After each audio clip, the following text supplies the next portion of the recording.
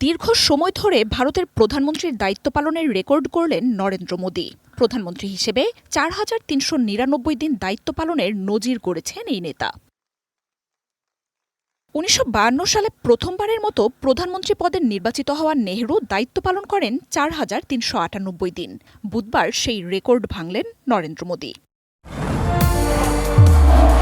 নির্মাণে number 1 Shah cement.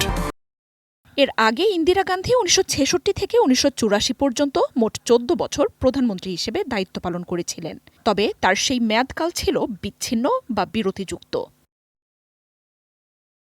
২০১৪, ২০১৯ ও ২০২৪ সালের টানা ৩টি সাধারণ নির্বাচনের সরকার গঠনের নজির গড়েন নরেন্দ্র মোদী। টানা ৩ মেয়াদে দায়িত্ব পালন করা নরেন্দ্র মোদীর এই মাইলফলকে Sri Lanka, Papua New Guinea, Trinidad and Tobago সহ বিশ্বের বেশ কয়েকটি দেশ শুভেচ্ছা জানিয়েছে।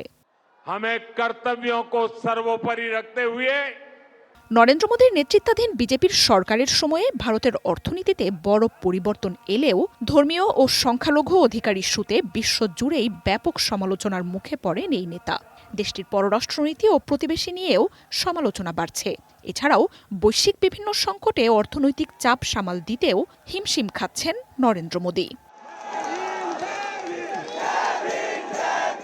মার্জিয়া উপমা, ওয়ান ইন্টারন্যাশনাল ডেস্ক।